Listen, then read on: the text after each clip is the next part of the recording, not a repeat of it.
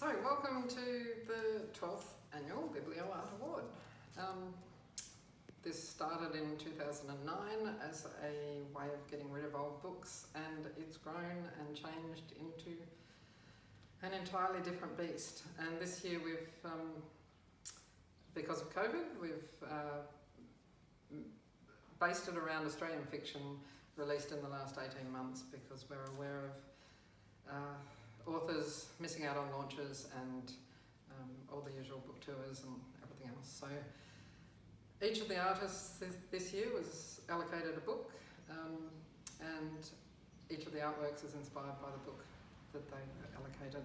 So we ended up in exhibition with 114 works, and those works represent 100 Australian fiction titles released in the last 18 months.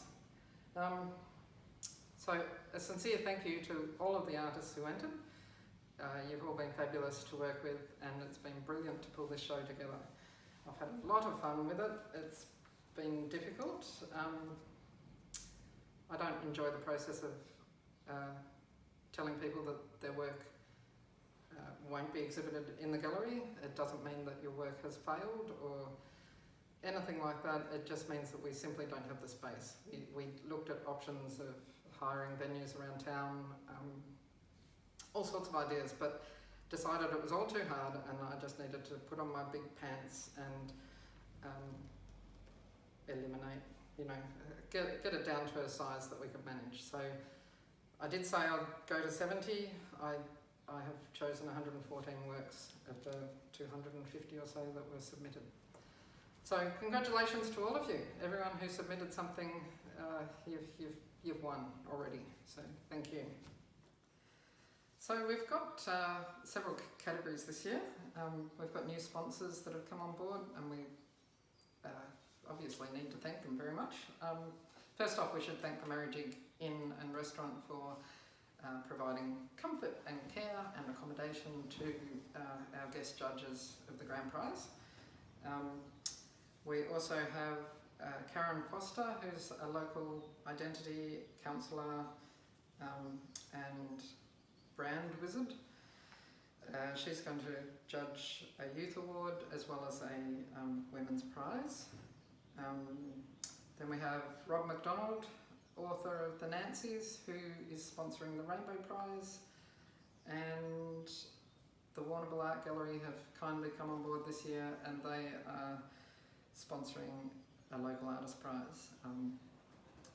This was really amazing to have the Warrnambool Art Gallery involved, and we feel that it's it's definitely elevated the competition somewhat this year.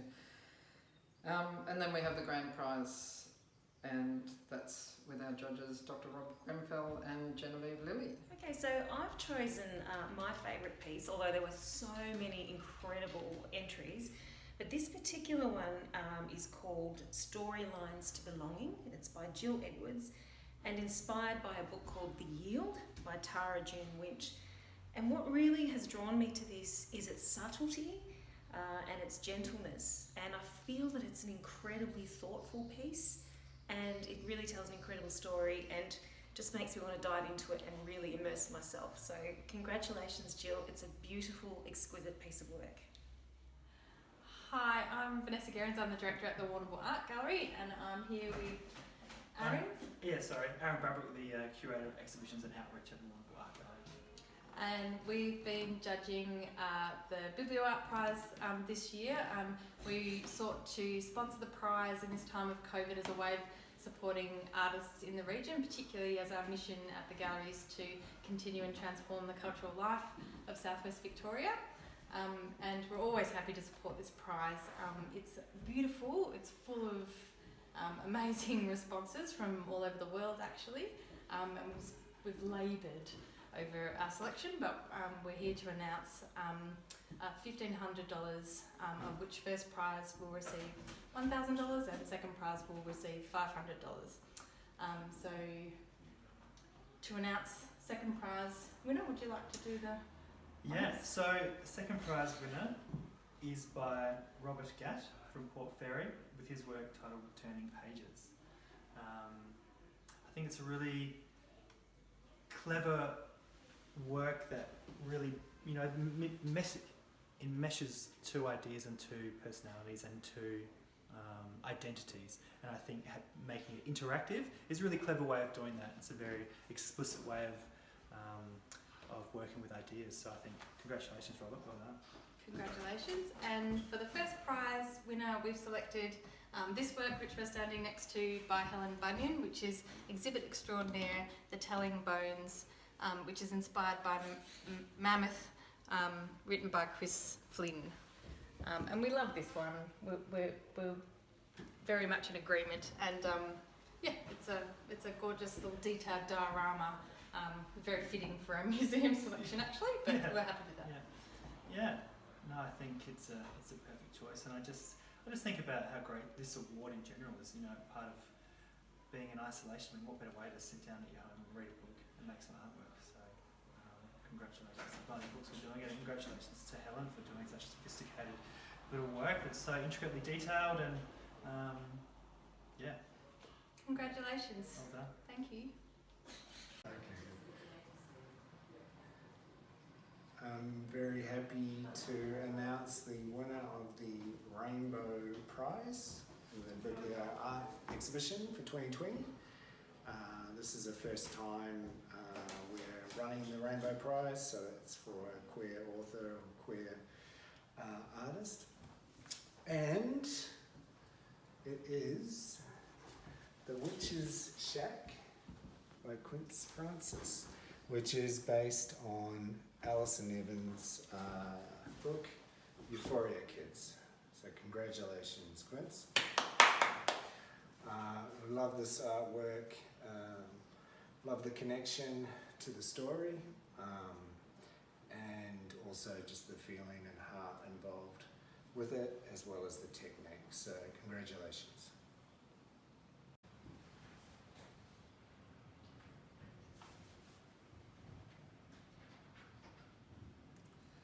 So, for the Storytellers Award, which is the prize that we give as Blarney Books and Art to the work that we feel actually tells the story of the book that they were given. So this year, this is going to Diane Giacono from Sebastopol, who had the book The Glad Shout by Alice Robinson. And as you can see, she's got a lot of elements in the work. She's painting in the background, then all of the pieces that represent parts of the book. It's quite an amazing work. So congratulations to Diane. What a privilege to be given the opportunity to judge such a fine collection of art and such a fantastic and brilliant concept for an art show. Yeah, and while we're here, we want to thank Joe for putting it all together and organising all these people to do all this work and give us the impossible job of trying to decide which one should win, which was really, really difficult. And I know they always say that, and I know what they mean now. It's very difficult, and it almost feels a bit arbitrary to say which one wins, because we each had a lot of favourites. So we're going to quickly talk through a few of them before we come to the winner. Yeah. Shall we? So the process that we actually undertook was looking at how did the artwork actually relate to the story? How did it fit to the book? And of course, the answer to that question is no, we didn't read all the books. Who could, except for, say, Joe and Dean, but the rest of us know.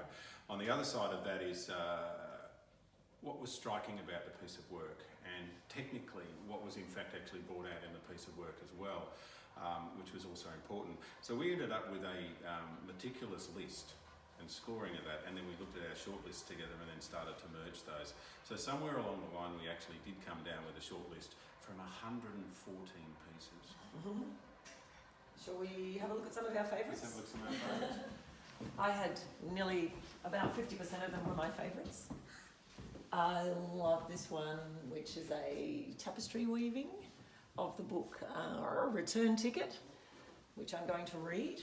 I can't say why my favourites didn't all win, but yeah, it was difficult. So the one here, What Lies Beneath, which was inspired by Jock Sarong's amazing book, perseverance, Preservation. I got it right. And technically where it was. I think we're both taken by the quirky nature of the Starling Season by Brodie Farrell. Brodie Farrell. Yeah, and incredible pieces of work there, and I think in one sense, nice piece to actually have in the house, really, isn't it? There's some stunning ones we want to talk about down here. Yeah, this was one that I particularly loved. It is Storylines to Belonging by Jill Edwards, who's a local Port Fairy artist, and I won't touch it because I haven't got the gloves on, but inspired by the yield and just incredibly evocative of place and story and history, and just a beautiful piece. And then how could you go past the Fowlers of a Cola set? We've those of us who've been fortunate to have grown up with either great aunts or grandmas, or in my case, mothers, or in fact ourselves. Yes, the ghostly Ricola. So come this way. One of the most heart-wrenching pieces, and I really do ask people to look at the story part, and if you haven't read the book, certainly read the forward to it, and then go through this. This is really moving, this piece. So Sheer really Water moving. By Leah Swan, and there's a couple of pieces. Yeah. This one here by Peter Lloyd, incredibly moving in mixed media.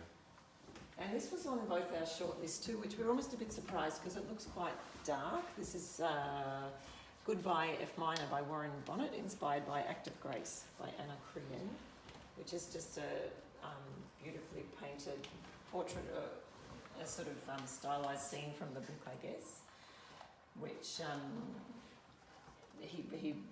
the artist writes really nicely about how the book evoked that image, and it's just a really nicely executed painting that we both really liked.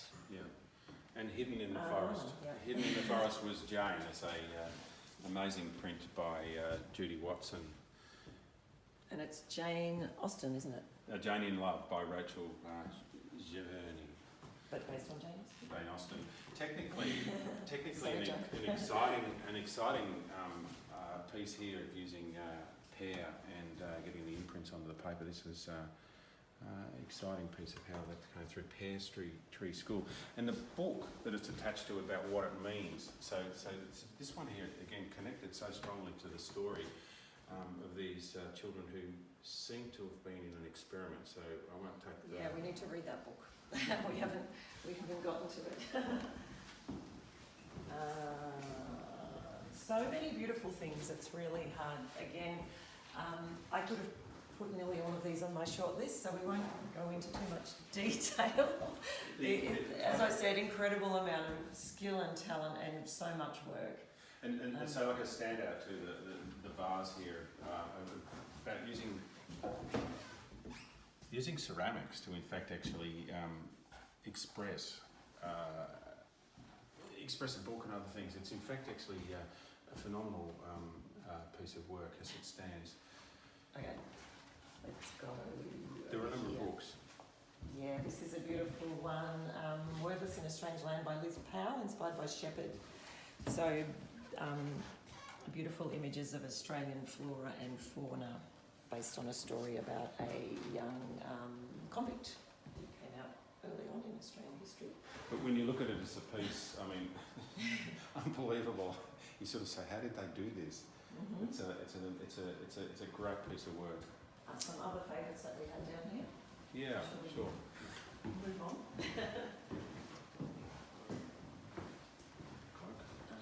So the cloak here, again, as you read about why it was inspired and how it was done, incredibly moving, using the business charts and things out of the newspaper and putting those through.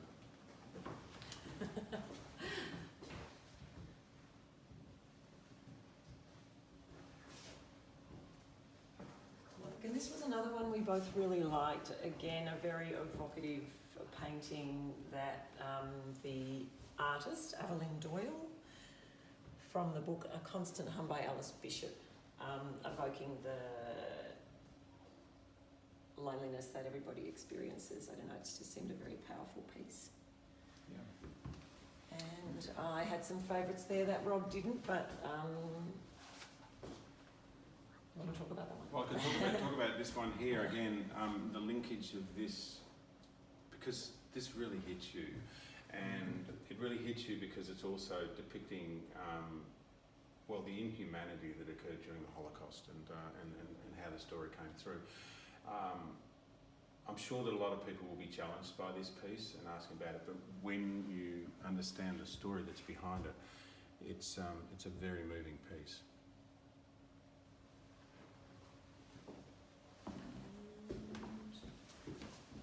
Moving on to our decider. The decider that we actually looked through. Special mention, this was one of my favourites, which I'll just mention as we go by. Adrift, beautiful portrait of the character in the book and a dog in a boat, which is symbolising the parental journey from Vietnam. I just thought beautiful and simple and very evocative. The winning piece is The Waterman by Anne Miller from Mount Eliza, based on the book, which we Wolf Island by Lucy Trelaw. But we both picked this in our shortlist, and it's just a really striking image that caught our attention, and references a thing that happens in the story, but it's just a very powerful image of a dystopian situation, about a story about climate change and the impacts of that. Have you got anything else to say about this? Yeah, well, I guess in these times of dystopia which we're living in at the moment is to ask ourselves about what it means to us and the images that come forward. And generally catastrophic events and other things do lead to a creative period in humankind, so we do have something hopeful to actually hold on to. So congratulations. Congratulations.